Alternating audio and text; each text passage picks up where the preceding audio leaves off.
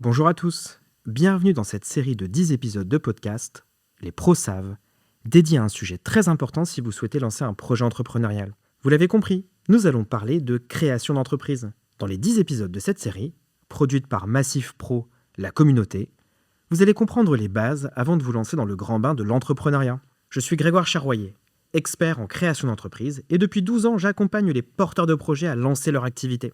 Mon objectif ? Vous faire partir du bon pied pour pérenniser votre projet. Dans cet épisode, on va parler des erreurs que vous devez absolument éviter avant d'immatriculer votre entreprise.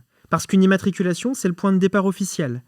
Mais c'est aussi le moment où certains choix deviennent coûteux à corriger.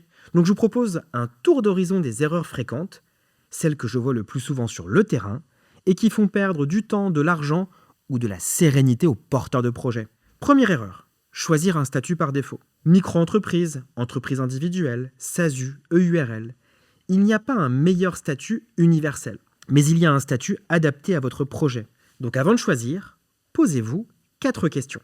Est-ce que je vais entreprendre seul ou à plusieurs ? Combien dois-je apporter pour développer mon projet ? Comment est-ce que je veux me rémunérer ?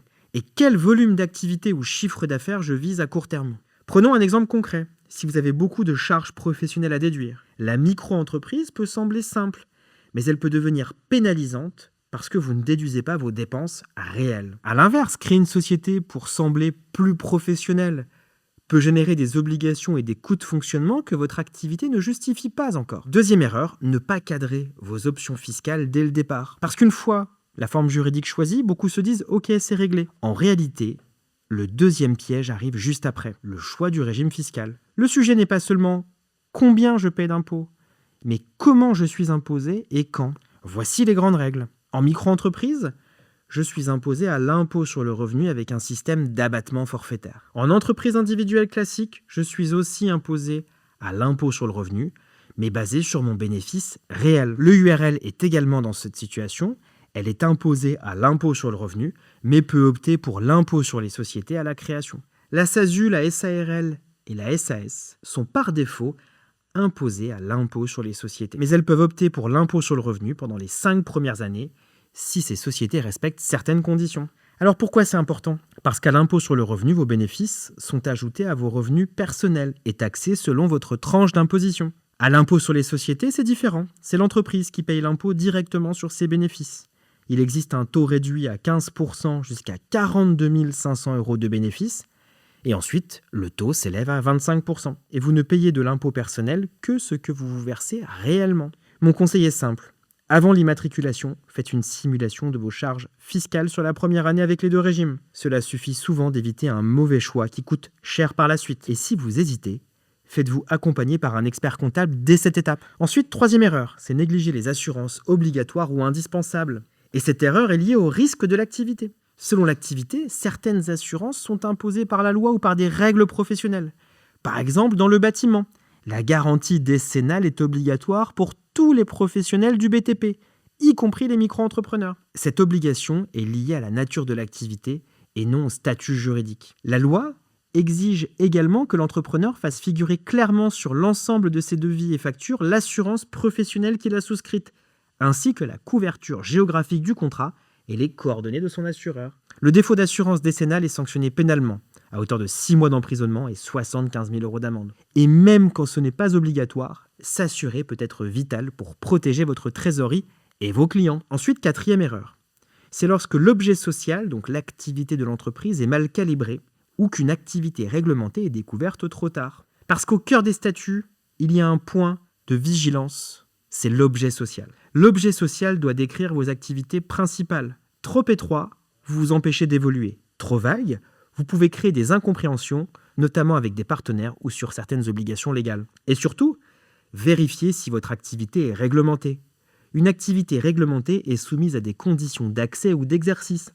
Un diplôme, une autorisation, une inscription à un registre. C'est important de respecter toutes ces conditions avant d'envisager une activité réglementée. Et si vous apprenez que votre activité est réglementée après l'immatriculation, vous perdez du temps, vous payez des démarches supplémentaires pour faire évoluer votre objet social, et parfois, vous ne pouvez tout simplement pas exercer légalement. Cinquième erreur, ne pas anticiper la TVA. On arrive maintenant au sujet qui fait le plus de dégâts sur les prix et la trésorerie. Si vous démarrez en franchise en base de TVA, vous facturez sans TVA tant que vous restez sous certains seuils. Si vous dépassez le seuil majoré, vous devenez redevable de la TVA dès le premier jour du dépassement. Et donc là, vous devez augmenter vos prix, ou si vous gardez les mêmes prix, la TVA va réduire votre marge. Dans les deux cas, cela fait mal si ce n'est pas anticipé. Donc avant l'immatriculation, faites votre scénario de TVA. Seuil, impact sur les tarifs, capacité à gérer la TVA en facturation et en déclaration, et réflexion sur l'intérêt ou non d'être assujetti selon votre clientèle et vos investissements. 6e erreur, oubliez de provisionner les cotisations sociales. En micro-entreprise, les cotisations sont calculées en pourcentage du chiffre d'affaires et vous déclarez chaque mois ou chaque trimestre. Et n'oubliez pas, même sans chiffre d'affaires, la déclaration reste obligatoire. En EURL et SARL, les cotisations sociales sont appelées à travers un système d'acompte et de régularisation de charges sociales. Si vos acomptes sont sous-évalués, la régularisation sera importante et pourrait mettre en péril votre entreprise en raison d'une sortie de trésorerie trop élevée. En SASU ou en SAS, les charges sociales sont prélevées le mois suivant de la prise de salaire. Le pilotage de la trésorerie en est donc simplifié. Mais le piège, c'est de raisonner « j'encaisse donc je gagne ». En réalité, dès que l'argent rentre, une part ne vous appartient déjà plus. Cotisation, fiscalité et charges.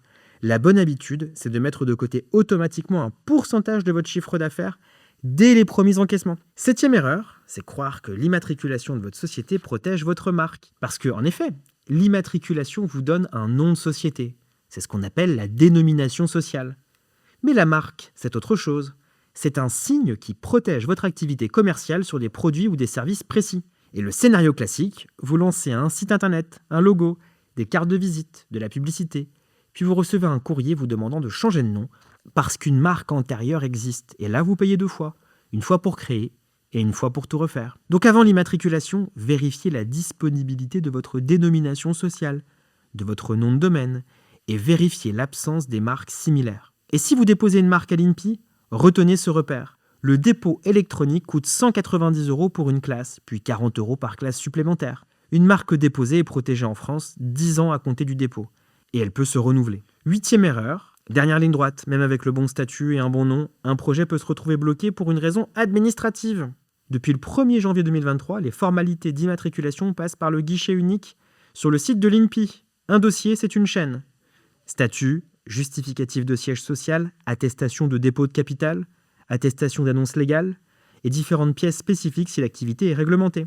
Et si vous créez une société, pensez aussi à la déclaration des bénéficiaires effectifs. Elle doit être faite au moment de l'immatriculation.